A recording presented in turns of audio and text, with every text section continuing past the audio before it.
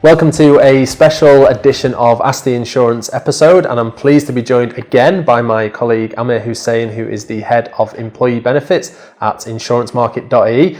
So we're going to be talking about a very kind of topical subject today, obviously on the back of the pandemic and the current situation. Mental health is certainly a concern, and we are finding there's more and more questions about the subject. So Amir, welcome. Good to see you again. Thank you very much. Great to be back again. Yeah, thank you. I'm looking forward to again talking to you on this one. Obviously, it is a very kind of topical subject. It's something that we are talking about a lot more. We're getting a lot more questions on the kind of subject of mental health around the situation that we're in, and of course that we have been in with the lockdown and of course the pandemic and so on. Yeah. So just looking at that, kind of what sort of issues are we seeing, or what issues are concerning people at the moment? It's an issue that people live with on a day-to-day basis. The pandemic had the effect of compounding this problem in a lot of people. People have underlying issues, and this has just aggravated it. There are people that may not have had any issues, but being in this sort of scenario, being in a situation where you're isolated, has brought this out in lots of people.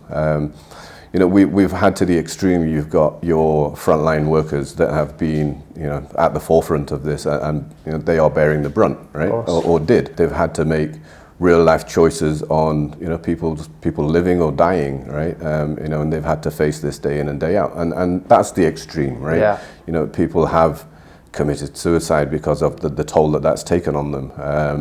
But if you look at the average person, if you look at me or you, if we can call ourselves average, it's affected us in different ways. So we are creatures of habit. Right? We like to live with a certain regime, or we need to have that regime in our lives. And we use that day to day, I call it a routine, in different ways. So you wake up in the morning, you have your breakfast, you shower, you get ready for work. We use each of these things in different ways.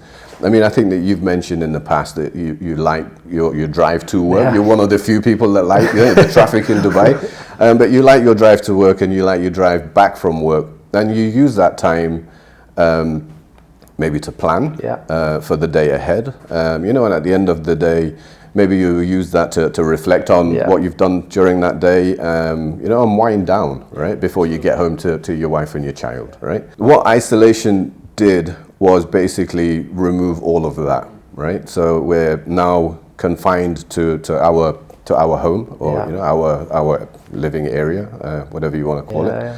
And the line that you had between each of these events, if you want to call it that, it just became a blur, all right? There's no distinction between being at home and being at work. It's a blurry line there. People are working longer hours. People get up, and the first thing that they do is pick up their phone and start checking their messages. You work till all times of the night as well. There's no distinction in that respect.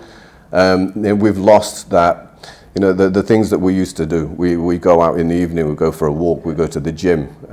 We use that to wind down. That's disappeared. People's routines have changed. So I'm grateful, if you want to call it that, the work that we do, the sort of platform that we're on, our work continued. We're still able to do what we do. I probably was not affected as bad as some of the people that basically had no work to do, right? And the majority of people that were isolated were at home without work to do. They needed to find ways to fill the day, right? So what do? Where can you go, right? You take a walk. Most people would walk to the fridge. You open the fridge, and we had problems, around that. People have put on weight. They're eating too much. Again, if I use myself as an example, I smoke. I've got a bad habit, right? If I'm in the office, I've got to go down 24 floors to go outside to have a cigarette. If I'm in the house, there's nothing stopping me from having. So I tended to smoke more. You've got people that may have occasionally had a drink on the weekend. We found people were drinking too much. There was no differentiation between the week and the weekend. So that has created problems in itself for a lot of people. Being isolated, we've seen a prevalence of domestic violence. Just being cooped up with somebody 24 hours a day has problems in itself, right? What we did was, we had to reassure ourselves that what we were doing, that the isolation was good for us. Okay, I spent time watching the news, and during the early days of the lockdown, you watch the numbers, right? You watch the numbers going up. You watch the news. You see people falling sick, people dying, and you tell yourself, this is the right thing, right? I'm safe in my house, and this is where I need to be. And that became the new normal, right? That this is how I have to live. I can't go outside. This is how I will get my food. This is how I will, break up the day. But yeah, it affected people in different ways. Yeah. Even just kind of, listening back to that, Amir, in terms of, what we've all gone through with the lockdown situation, and obviously being literally kept indoors, not being able to go out even for a walk in most cases. It's obviously been a crazy and very tough situation. Those restrictions have kind of eased, in the majority now. We are a little bit freer. Of course, we still have to be very careful. Are we kind of seeing that everything's gone back to normal, or is it almost opened up like a bit of a new door then to different issues still around the whole situation? Again, we're creatures of habit. We're social creatures, right? Yeah. We enjoy our interaction with other people. So the initial anxiety that people had was, that your relationships were totally redefined. Yeah. The way that you interact with people. We lost relationships. We lost touch with people. Yeah. Being isolated, being out of the sun, fresh air. The anxiety and the uncertainty of what was actually going to happen. Are we going to fall sick? How long is this going to go on for? Yeah. That had problems in itself, right? People who maybe lost jobs, people's salaries may have, been cut. Again, that's a pressure in itself. Of course. I've got savings. How long will my savings last? There's all sorts of questions that were posed at that time. Now we're in a situation where we are used to being in that sort of environment, and the market has opened up again. So now we've got a new can of worms, if you want to call it that. Yeah. So people are now having social anxiety. Yeah. They have to go back into them social environments, and interact with people. You can't shake people's hands, right? Yeah. There's a hesitation of going into groups. So people have developed this OCD, if you want to call it that, on hygiene. What can I touch? What can I not touch? So people are now afraid to actually go back to work because we've been living with this situation and telling ourselves that it's the right thing to do to stay away from people. It's risky, and now to say, well, is it totally okay? We still see the numbers hovering around, a critical number, and we see it going up in some instances. Is there going to be a second wave? Do I want to be prone to this again? If I take myself and my personal experience, I've had immediate family members that have contracted the illness. At one point I actually had to go in and have a test because I thought I had it myself. I have had immediate family members die from COVID. So it's there. We all know somebody, right, that has been affected by it in some way or another. So it's a different fear that we have at the moment. In addition to that, we've got schools opening back up again. The kids have been cooped up for long enough. 5 months in some instances. A long time. And we're hearing parents saying, it's a mix. It's a mix. You've got parents that are saying, they've taken over the house. I can't wait till they get back out there again. And then you've got the other extreme where you've got parents saying, that's my child. I've got to make sure they're okay, right? Even though statistically they are lower risk, they could be a carrier, right? So, we're in the office, we're practicing social distancing, hygiene, etc., the rest of it. We can't do that with our children, right? If our children are in school and they carry this, they catch it from somebody else, invariably they're going to bring it home and we're going to pass it on to people in the office. So we've got to be very, very careful around that. Yeah. So there's all sorts of different pressures that are involved pre during and post-COVID. We're not there, right? Yeah, we're of still course. very much in the pandemic. Yeah. But we're seeing different anxieties and different stress levels for different events. And it's still very early. Yeah. We don't know how long this is going to go on for and what will happen, how our lives will be affected from it. Yeah, of course.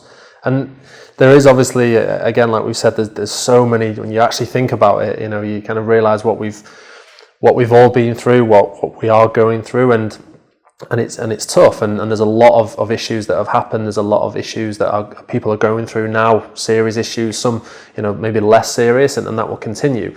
I know from my experience, obviously having the lockdown, and you've got family, you're trying to work, and then for me, I was really looking forward to actually, and quite desperate to get out and get back with people and in an office environment, for example. And actually making that shift and coming into an office environment, and you've not done it for 6 months, it's quite challenging. And you maybe think, oh, actually, there's different challenges and effects there as well.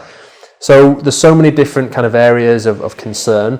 What sort of support is now available or is out there for people, you know, individually or I guess as part of a company, let's say? I mean, this is something that we are reviewing with, you know, our clients. Yeah. It's something that clients are talking more and more about. You know, we're all affected by this. So, you know, we know the plans that are out there in the market. You know, we've had a look at the plans that our clients have. Yeah.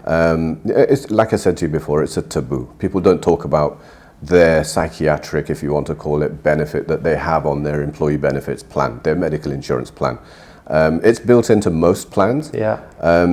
But at very, very low limits. Okay. It's a, you know, and now that this current situation is showing the exposure that we have to things like this, people will not question their psychiatric benefit on their employee benefits plan, right?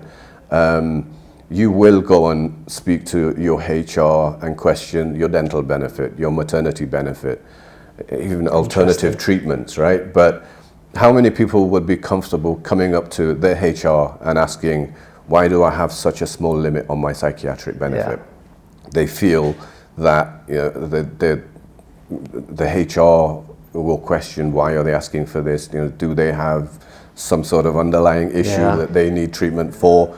You know, and that's a separate subject in itself. Even for people that feel that they're under pressure and that they might need some support, we'll put it off until it gets to a stage where the problem has become so bad, it's acute, as we would call it, and they need to be on medication now to manage it. Yeah. You know, even accepting that you have an issue, how many people are comfortable going to a psychiatrist or a psychiatric clinic and waiting in a waiting area with people with similar problems?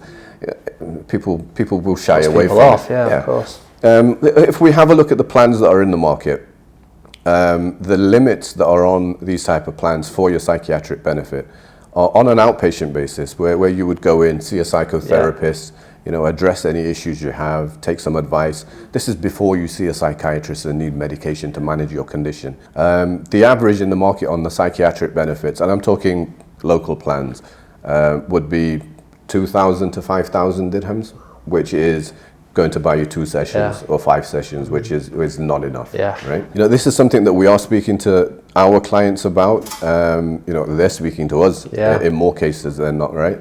And saying, how do we address this? You know, with medical insurance plan, unfortunately, you can't make changes to that plan midterm. It has to be done at renewal, right? So the issue is here, the issue is now, and leaving it untreated for any length of time, as it is with any medical condition, it will just get worse. It is something that we're speaking to insurers about, but unfortunately, most of them, you know, will stand by that you can't make any changes to this plan. Knowing that you have, you know, a known cost that they will have to bear, they will wait until renewal and then they will price for that. So yeah, this is a concern, and this is something that we've been speaking about internally.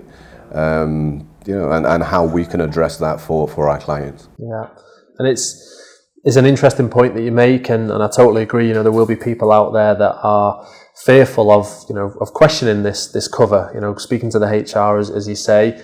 Do you think now that people will start to move away from that, or they are doing already? They're kind of starting to realise that they need it, or overall are people still maybe just almost suffer in silence a little bit? Most people with, I'll say mental health issues suffer in silence.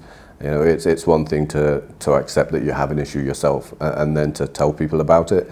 In most circumstances, somebody else will tell you that you have a problem, right? And somebody else will see that there is an issue that needs addressing, and they would probably push you to seek some treatment for it. But again, probably 9 times out of 10, by the time that happens, it's a serious issue, right? And it's affecting you not just psychologically, but probably physically. Your lifestyle, etc., has got to a state where now you need to see a professional.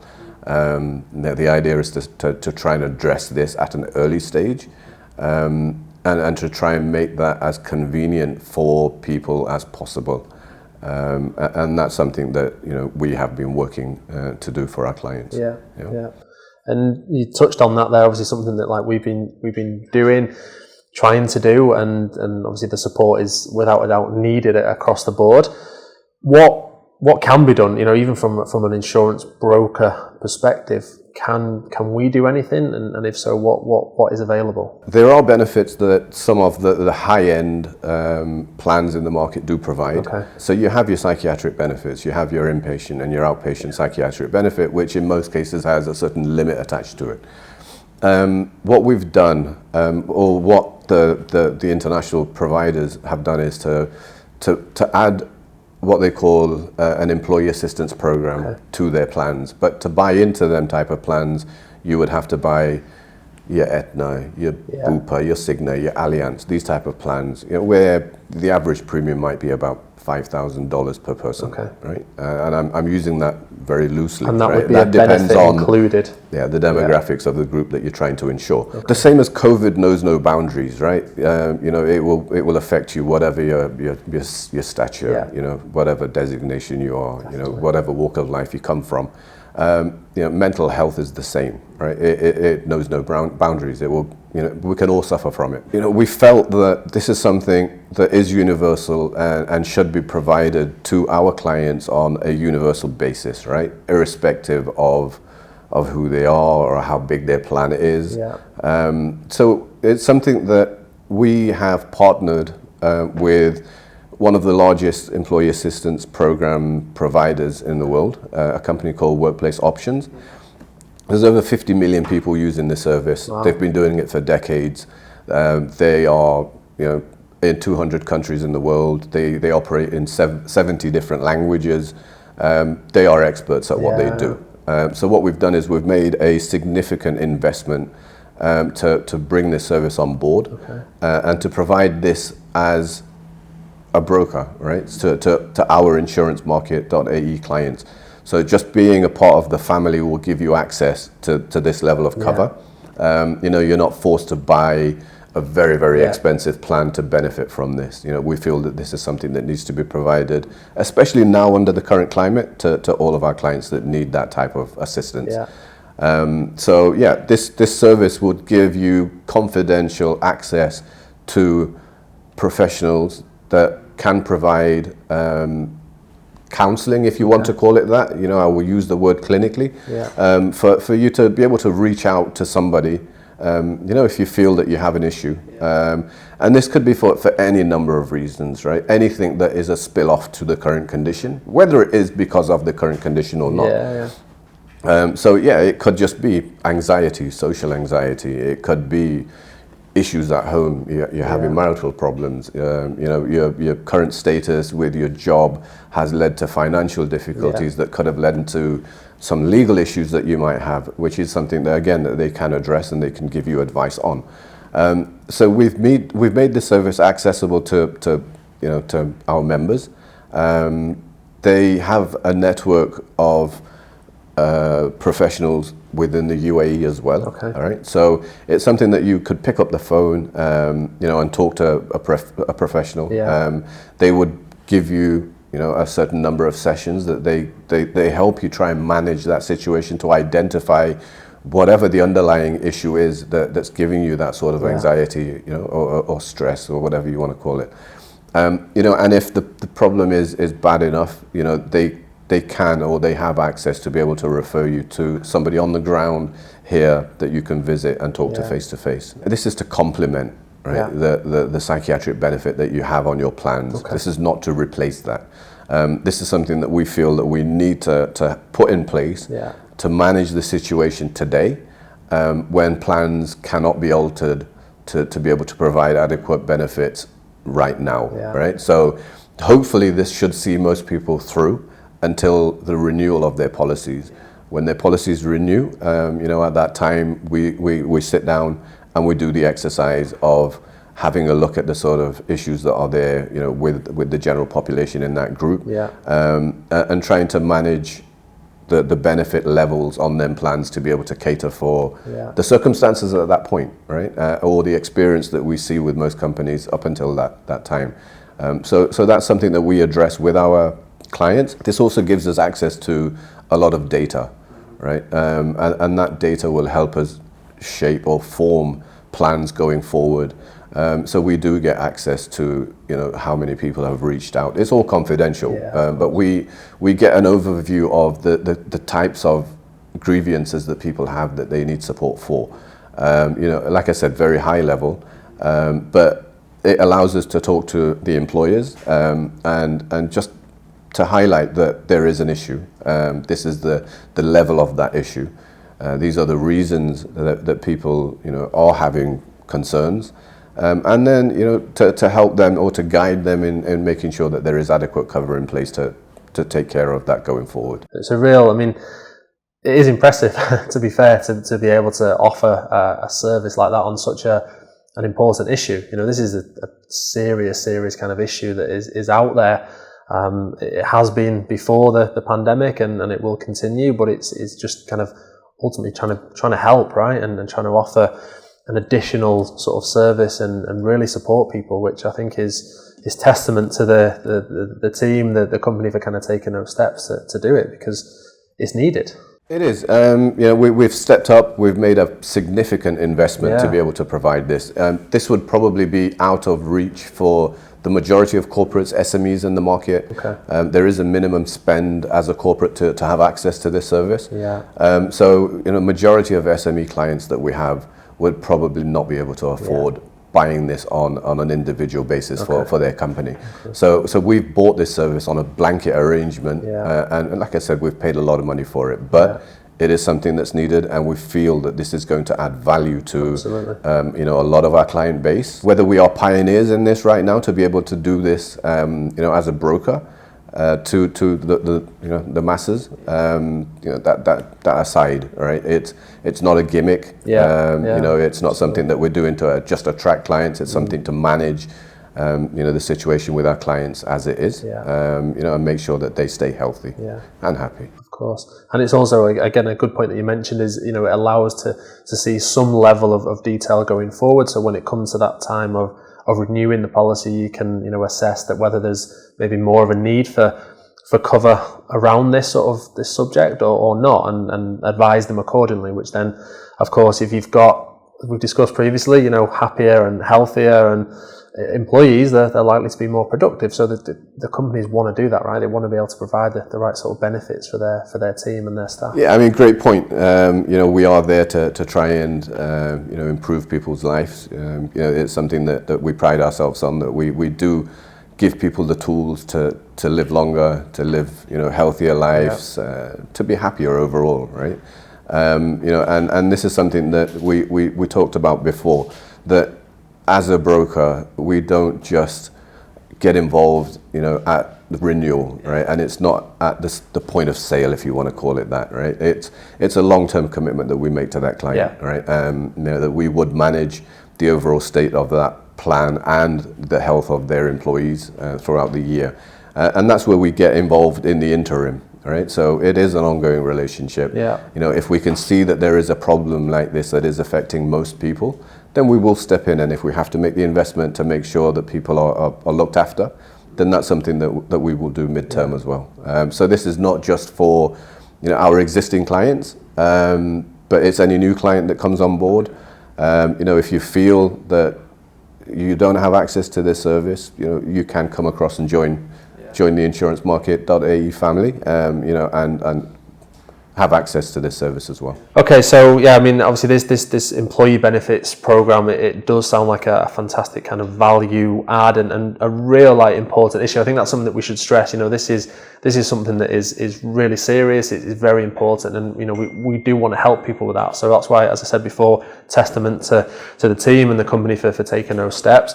It is a challenging subject to discuss, even in this sort of format. So of course, we are here for people individually and on a company level to sort of reach out. But I think what you've said, it's very important to be aware of, and you're absolutely right. Looking back at the issues and the challenges that we've all faced, and we are still doing. And it's very important, of course, if people are facing these issues, to reach out. To speak to somebody, to use us, to use that independent point of contact if they've got it, to use a friend or family member, which maybe is not always the easiest to do, but I think we really need to kind of stress on that for anybody that is listening. And I think it's an interesting subject to discuss. It's a serious subject, but it's been interesting to just kind of talk about on a different sort of level. And there is lots more, again, like we said last time, that we could talk about on this subject. But I think it's good to do this, and thank you for sharing your insight and your expertise around it as well. And I'm sure, as I say, with this program as well, it's going to be something that can really help. So yeah, thank you very much. It is, yeah. I mean, if I can just add, most of us are expatriates in this part of the world, right? We leave behind our social or our support structure back in our home countries. Yeah. Some of us come here, they make friends, they have people that they can lean on. A lot of people don't, right? And in this case, Alfred's lending an ear, right? Yeah. For those that can't. Isolation, has been, it's where people have lost that support structure, even if they have one in this country, right? So it's just having somebody that you can talk to, whether it's for reassurance or whether it is to address, a serious problem, right? It's a subject that, again, people are not comfortable talking about, but if you are interested, if you feel that this is something that you want to discuss, we're here, right? Yeah. I'm here for people to reach out to and discuss the way forward with this. Thank you very much for having me. Thank you as always. Thank you. We'll do it again for sure. Definitely, yeah. Thanks, Amir. Cheers, mate.